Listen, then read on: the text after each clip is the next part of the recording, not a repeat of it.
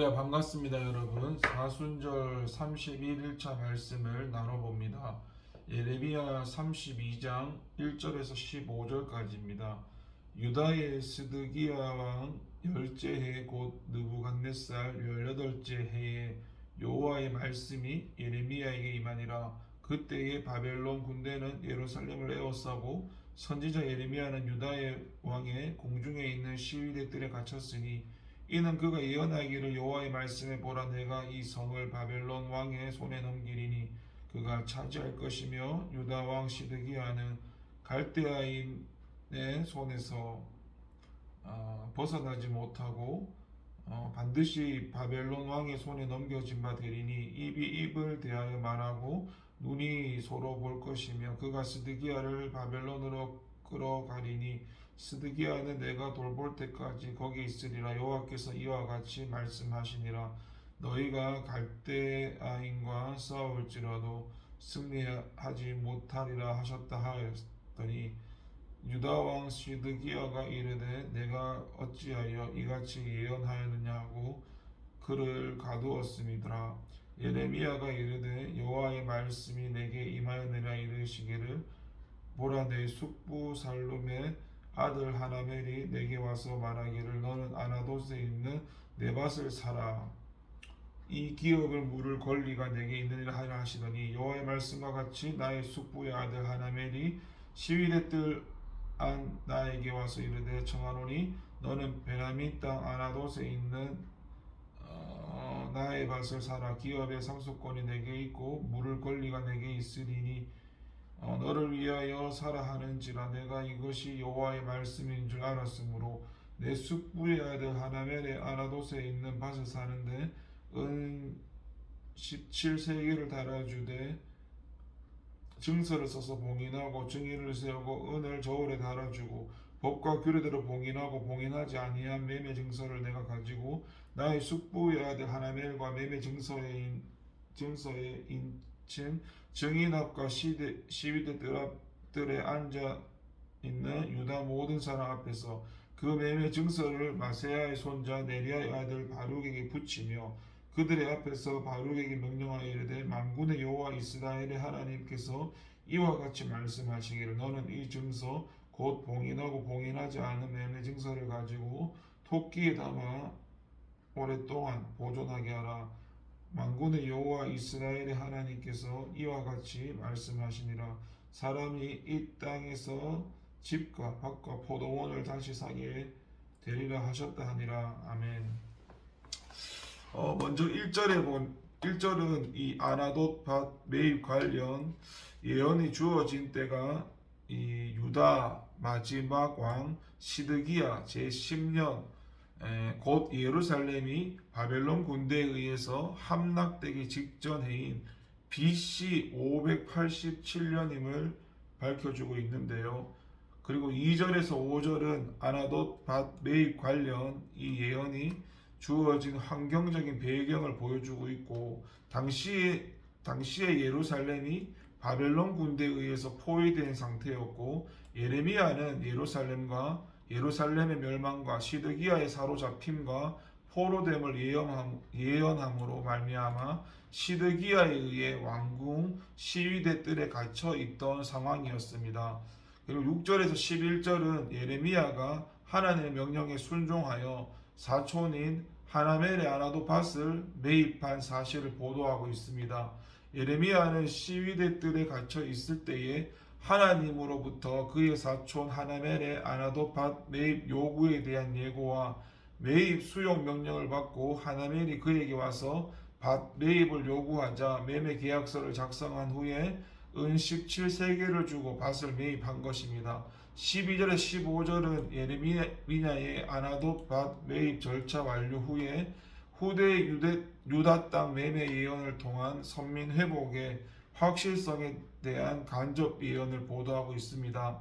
예레미야는 사촌 하나멜로부터 아나돗 밭을 매입하는 절차를 마친 후에 매매 증서를 그의 충실한 서기였던 바룩에게 주어 보존하도록 명하며 장차 유다 땅에 대한 매매가 이루어질 것이라고 선포함으로써 비록 유다가 현재는 하나님의 징계를 받아 멸망할 것이지만 장차는 본래 토지 주인들이 그 소유권을 행사하여 토지의 매매가 이루어지게 될 것을 예언하며 선민 회복의 확실성을 간접적으로 드러내고 있는 것입니다. 바벨론 군대의 포위로 말미암아 예루살렘의 멸망이 임박한 상황에서도 예레미야는 하나님 약속을 믿고 하나님을 바라보았기에 절망하지 않고 도리어 회복의 소망을 가지고 아나돗 밭을 매입할 수 있었습니다. 그리고 그러한 그의 행동을 통해 예루살렘 거민들에게 패망 후의 회복의 소망을 심어줄 수 있었습니다. 이렇게 하나님을 믿고 의뢰하는 사람은 아무리 열악한 상황 가운데 처해 있다 할지라도 낙심하지 아니하며 도리어 다른 사람들에게 희망의 빛이 됩니다. 저와 여러분 모두는 하나님의 신실하심을 알며 하나님의 약속이 현재 이루어지지 않았다고 실망하지 말며 반드시 이루실 하나님을 더욱더 굳게 신뢰하시길 바랍니다. 현실이 제 아무리 어렵고 힘겨울지라도 여러분에게 주어진 하나님의 구원의 약속, 천국의 복락을 누릴 것이란 약속 등은 하나도 어긋나지 않고 다 이루어질 것이란 사실을 믿으시기 바랍니다. 2절을 보니까 진리를 증거해야 할 성도는 세상에서 핍박을 각오해야 합니다. 2절을 보면 예레미야가 왕궁 시위대 뜰에 갇힌 사실을 보도하고 있는데 1절에 의하면 이때가 시드기야 제10년 곧 BC 587년으로 예루살렘이 바벨론 군대에 의해서 함락되기 약 1년 전으로 바벨론 군대가 예루살렘을 포위하고 있을 때입니다. 그리고 3절에서 5절은 이처럼 예레미야가 이 왕궁 시위대 뜰에 갇히게 된 이유를 밝혀주고 있는데 그것은 예레미야가 바벨론 군대에 의한 예루살렘 멸망과 시드기야 바벨론 포로를 예언하였기 때문이었습니다. 우리가 이 본문의 그 구약 역사서를 종합적으로 살펴보면 예루살렘은 BC 588년 10월에 바벨론 군대에 의해서 처음 포위되었습니다. 그리고 유다의 원군 파견 요청을 받은 애굽 왕 호브라의 원군 파견으로 인하여 바벨론 군대는 BC 587년에 일시적으로 예루살렘에 대한 포위를 풀게 됩니다. 그러자 예레미야는 그 틈을 이용하여 자기의 분깃을 받기 위하여 예루살렘을 떠나 베냐민 땅으로 가고자 하였습니다. 아마도 예레미야는 제사장으로서 백성들이 바친 예물 중 자기의 몫을 받고자 하였던 것 같습니다. 그러나 예레미야는 예루살렘 성의 베냐민 문을 나서다가 문지기의 책임자들에 의해서 바벨론군에 투항하려 한다는 혐의로 체포되어 토굴에 투옥되었다가 시드기야의 호의에 의해서 시위대 뜰에 연금되게 되었습니다. 그런데 그는 본문에서와 같은 반역적 예언을 하였다는 이유로 관료들의 추정으로 진흙 구덩이에 던져졌다가 구스 출신인 환관 에베멜렉의 간곡한 주청을 들은 히스기야에 의해서 다시금 시위대들의 연금을 당하게 됩니다. 그런데 예레미야가 전한 예루살렘이 바벨론에 의해 함락되어 멸망한다는 소식은 하나님의 계시에 의한 것으로 진리였습니다. 그는 단지 역사의 주권자이신 하나님부터 받은 진리의 말씀을 전한 것뿐이었습니다. 그리고 그가 이렇게 반역적으로까지 들리는 메시지를 전한 그것은 진리였기 때문일 뿐만 아니라 선민의 수도 예루살렘이 완전히 파괴되는 것만은 막기 위한 애국의 발로이기도 하였습니다. 그런데 하나님을 경외하지 않은 시드기야와 유다의 관료들은 그처럼 진리를 전하는 예레미야를 핍박하고 죽이려고 하였던 것입니다. 오늘 본문에서 볼 수 있는 바 예레미야가 진리를 증거함으로 인하여 세상 사람들에게 핍박을 받은 이 사건은 하나님의 말씀이 정당하고 진실하게 증거되는 곳, 그러한 일을 행하는 사람들의 삶의 자리에서 어렵지 않게 볼 수 있는 장면이기도 합니다. 여러분, 우리가 성경을 보면 하나님의 진리의 말씀을 전하는 이들은 이처럼 세상에서 핍박을 받기 일쑤였습니다. 많은 선지자들이 하나님의 진리의 말씀을 전하다가 불의한 자들로부터 핍박을 받고 목숨을 잃었습니다. 또한 다른 누구보다 우리 믿음에 주시고 우리의 삶의 표대를 할 수 있는 주님께서도 진리를 전하시다가 불의한 자들에 잡혀 온갖 순환을 겪으시고 결국 죽임을 당하셨습니다. 이후에도 사도들과 많은 성도들이 진리와 구원의 복음을 전하다가 핍박을 받거나 목숨을 잃었습니다. 이러한 사실이 보여주는 것처럼 이 세상에서 진리를 증거하며 핍박을 받습니다. 이는 악의 화신인 사탄의 지배를 받는 이 세상이 악하여 진리를 싫어하기 때문입니다. 이와 관련해서 우리 주님께서는 진리를 증거하며 살아야 하는 성도들을 향해서 세상이 너희를 미워하면 너희보다 먼저 나를 미워한 줄 알라. 너희가 세상에 속하였으면 세상이 자기의 것을 사랑할 것이나 너희가 세상에 속한 자가 아니요 도리어 내가 너희를 세상에서 택하였기 때문에 세상이 너희를 미워한다라고 요한복음 15장에서 가르치고 있습니다. 진리를 증거해야 할 사명이 있는 성도들은 세상에서 핍박을 각오해야 됩니다. 비록 세상에서는 진리를 증거할 때 핍박과 순환을 면치 못할 것이지만 그처럼 핍박을 감수하며 진리를 증거하는 자들을 통해서만 이 세상의 하나님의 진리는 증거될 수 있습니다. 또한 그 자들만이 주님의 길을 따르는 삶을 살며 사도들과 선지자들의 터, 진리의 터 위에 세워진 교회를 더욱 굳건히 세우는 자들로 살아갈 것입니다. 여러분 3절에서 5절의 말씀을 보니까 하나님의 뜻을 거스르면 결국 모든 일에 실패한 자가 될 뿐입니다. 3절에서 5절의 후반부 부분을 보면 예레미야는 시드기야와 유다 백성들을 향해서 너희가 갈대아인과 싸울지라도 승리하지 못하리라는 하나님의 말씀을 선포하였습니다. 예레미야가 이러한 하나님의 메시지를 선포한 배경은 이렇습니다. 하나님께서는 타락한 선민을 70년의 바벨론 지배를 통하여 징계와 연단을 하시고자 작정하시고 그러한 뜻을 예레미야를 통해서 선포하였습니다. 그래서 마침내 BC 605년에 유다는 바벨론의 침공을 받고 바벨론의 지배하에 들어가게 되었습니다. 그런데 하나님을 경외하지 않은 유다 왕들과 백성들은 바벨론의 지배를 받는 것을 도무지 받아들일 수는 없었고 그래서 그들은 기회만 되면 바벨론에 항거하고자 하였습니다.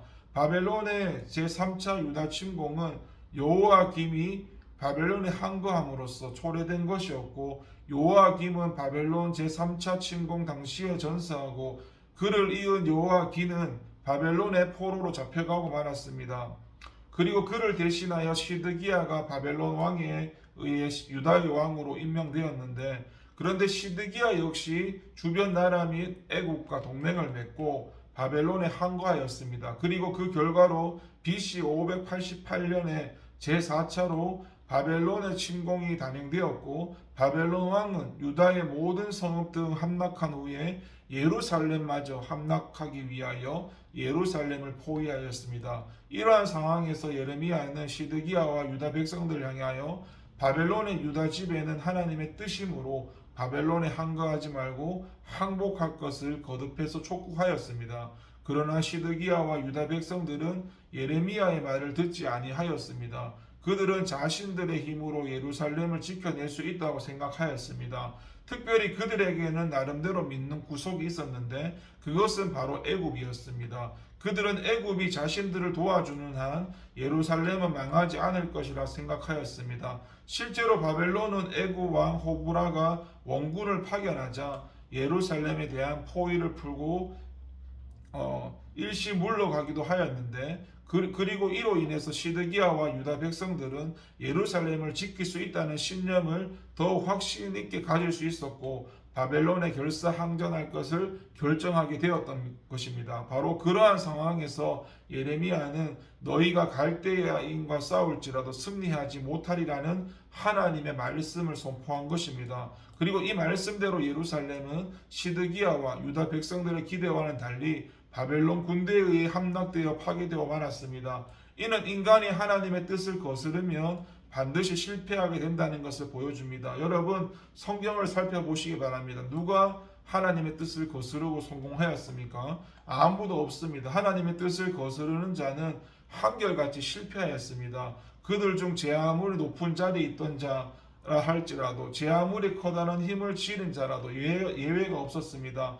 이에 대한 실제적인 일들은 성경 속에 너무나 많이 있습니다. 하나님의 뜻을 거스르며 선민을 끝없이 압제하려던 바로와 애굽 전역이 하나님께서 내리신 10가지 재앙으로 황폐화되고 곡성이 가득한 나라가 되었고 마침내 그 군대가 홍해에 수장된 사실을 들 수 있고요. 또한 하나님 앞에 불순종의 삶을 살면서 하나님께서 이스라엘 왕으로 예정한 다윗을 제거하고자 수단과 방법을 가리지 않은 사울이 파멸에 이른 사실과 선민인 유다인들을 적대시하고 그들 모두를 파멸시키려고 한 하만과 그 수하에 속한 모든 자들이 도리어 유다인들을 학살하고자 만든 때에 매달려 죽임을 당한 사실과 교회를 핍박하고 사도들 중에 야고보와 베드로를 체포하고 그들 모두를 숙청하려 한 헤롯이 하나님께서 보내신 벌레에 먹혀 죽은 사실 등이 그런 것입니다. 여러분, 이처럼 하나님을 대적하는 자, 하나님의 뜻을 거슬러 행하는 자들은 파멸을 면치 못합니다. 그리고 이러한 일은 지극히 당연한 결과를 할 수 있는데 왜 그럴까요? 하나님께서는 온 우주와 역사의 주관자이시기 때문입니다. 이 세상의 모든 일은 하나님의 뜻대로 진행됩니다. 사람이 마음으로 자기의 길을 계획할지라도 그의 걸음을 인도하시는 이는 하나님이십니다. 모든 일은 사람의 뜻대로가 아니라 하나님의 뜻대로 이루어집니다. 따라서 하나님의 뜻에 역행하는 자가 실패하는 것은 지극히 당연한 것이고, 그래서 저와 여러분들이 진정 성공하는 자로, 형통하는 자로 살기를 원하신다면 어떻게 해야 될까요? 마땅히 범사의 하나님을 인정하고 그분의 뜻에 순종해야 합니다. 하나님 앞에서 절대로 자기 뜻을 고집해서는 안 되고 매 순간 하나님의 뜻을 찾고 그 뜻에 순종해야 됩니다. 그것처럼 온전하고 확실한 성공의 길이나 축복의 길은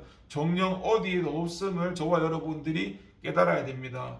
그리고 계속해서 6절과 15절까지 말씀에 하나님을 향한 믿음은 말씀에 대한 구체적인 순종을 통해서만 입증되는데, 6절에서 15절까지 예레미야가 하나님의 지시에 순종해서 아나돗에 있는 사촌 하나멜의 밭을 매입한 사실을 보도하는 내용입니다.